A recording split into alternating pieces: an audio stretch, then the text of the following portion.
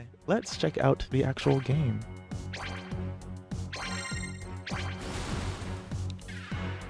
So yeah, it is quite literally just standard Puzzles and Dragons, and you can use a controller, or if you're playing in the handheld mode on Switch, you can actually just move it around with your finger. Which, I gotta admit, it's obviously the way the game was meant to be played. I think it's a lot simpler in handheld mode. It's a little bit difficult with the controller. Well, not difficult, it's just a little unwieldy, I should say. But yeah, it's standard Puzzles and Dragons. Like, it's not anything strange. It's pretty good for a Puzzles and Dragons fix. If you're one of the people who, like me, you played a ton of Puzzles and Dragons when it was kind of a big thing a few years ago. And like I said, it's still a big thing here in Japan. It's one of the biggest mobile games still. You still see commercials for it on TV. It has an anime, it has had a card game, it has had a movie, an animated movie, and like, yeah, Puzzles and Dragons was, and still kind of is, everywhere. I still see people playing this on the bus. I still see, like, teenagers playing it. Like, there has to be better mobile games these days, but there's still kids playing it. It still is, like, one of those, I guess, zeitgeist mobile games here in Japan, so. But yeah, it's a pretty simple game. It comes at you pretty slow at first, and then ratchet things up pretty quickly as you run through it. And it does give you, like, pretty good team monsters, as you can see. Like, the very first monsters it's given me are these, and stuff like Isis and Basset and whatnot. So they're pretty good.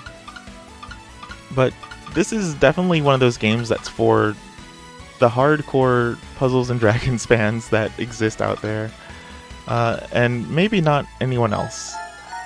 Even for only $5, if you're not a super hardcore Puzzles and Dragons fan, I don't think I could recommend this game to you.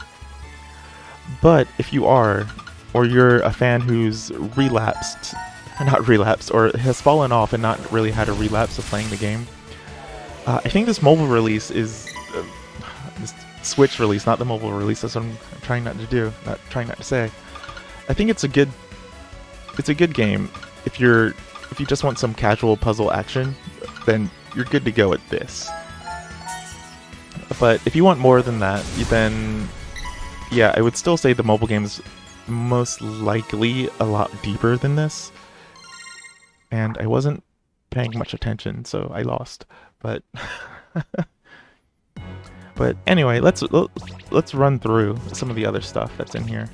So quest mode is actually 1 to 4 players. That's pretty neat. So you can jump in with 4 players co-op and just run through the stages, which is really interesting. You get PvP mode, which lets you play online against other people, or you can play a computer match. And yeah, you just pick a boss and you just kind of try to do a score attack, I believe. I haven't messed with it yet. I'm going to do that in a minute. There's custom mode. This is probably the most interesting thing. You can make your own little puzzle and dragon map. So you can choose the monsters, like what order they come in, and yeah, what bosses will be at the end. And yeah, you can choose how many monsters are going to show up and whatnot. It's pretty interesting. It's kind of like Mario Maker-ish. You can choose what orbs that'll show up. You can choose some special rules, background, music, and then you can play it to figure out if you can beat it. If you can beat it, then you can upload it. So I think if you're a hardcore Puzzle and Dragon fan, then stuff like this will keep you busy a long time. It's a pretty nice inclusion for a game that's only $5. You can also download other people's sets. You can download avatar eggs from online, as well as the achievements. Oops, wrong one. So as you play the game, you'll rank up, and as you beat certain stages and challenges, you'll be able to get rewards. So one of the rewards is eggs. Whenever you draw an egg, you get an avatar. These are your profile pictures, and they're basically just your profile pictures. And they're randomized, but they don't overlap. So if you draw one, you have that one. There's no chance of getting a second one, like a duplicate. So the first one I drew was this guy, so that's pretty neat.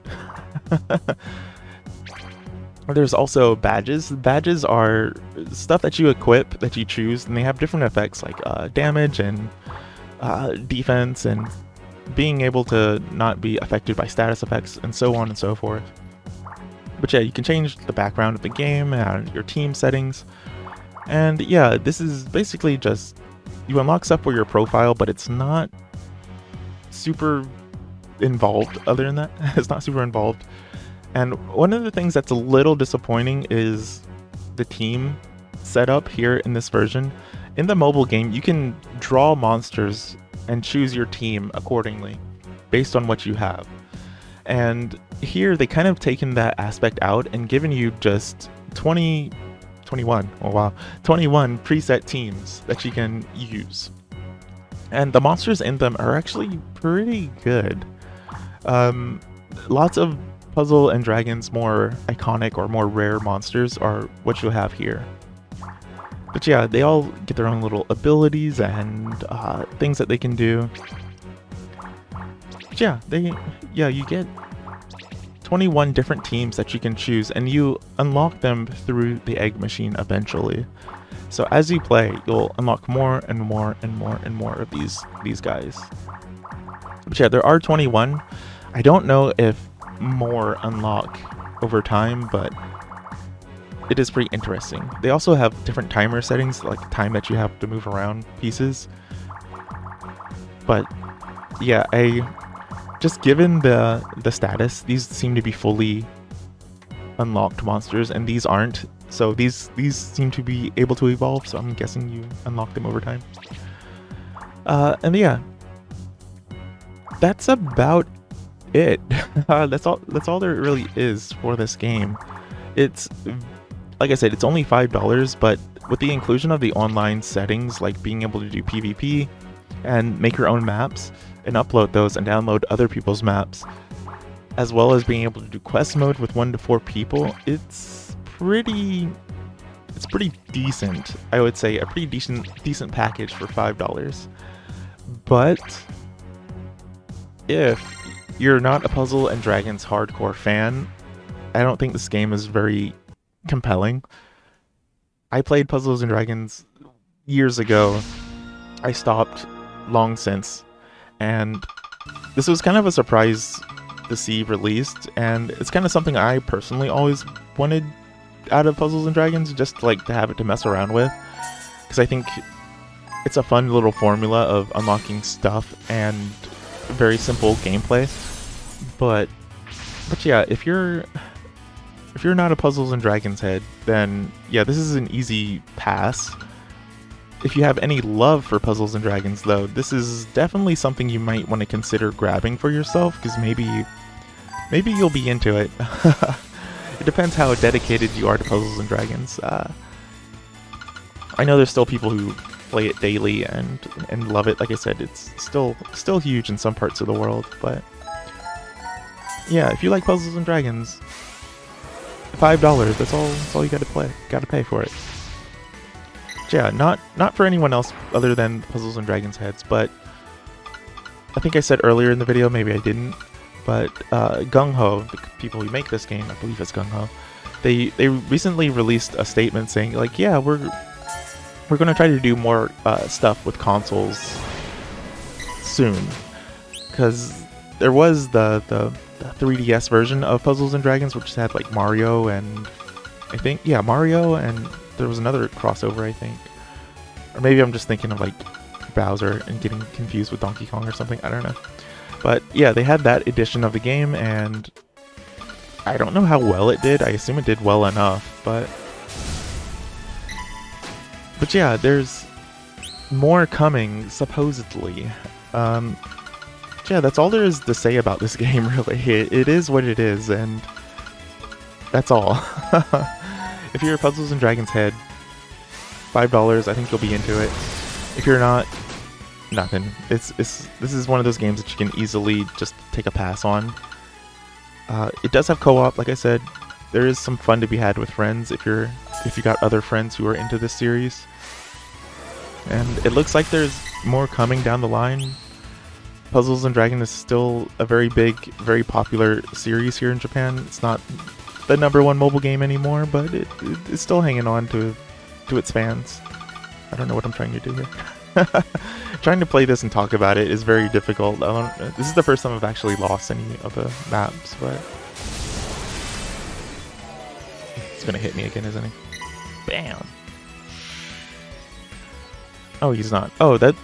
Well, he's not, so that lets me show off. Like, yes, you can do abilities as well. And yeah, it seems to just take lots of the animations and effects of the mobile game and just kind of uses them here. It's nothing special.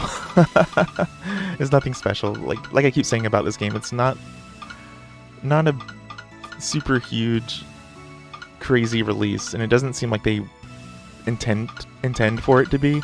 They just kind of tossed it out, and they're just gonna let it do its thing until the next thing is ready. So. Yeah, but anyway, I'm gonna try to finish this map and hopefully see you again next time.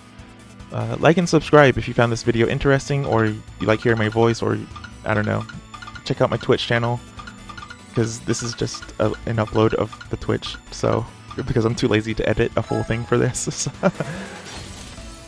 But yeah, hopefully I can play more Puzzles and Dragons sometime, because I like Puzzles and Dragons. It's a good time. But I doubt this might be like one of those games I play before bed or something, because stuff like Elden Ring is coming out, so I'm looking forward to that. Yeah. Oh wait, did I hurt myself? Yeah, I did. Oops. Anyway, like I said, like, subscribe. Please follow if you're checking this out on Twitch. And yeah. Thanks for watching. I hope to see you again.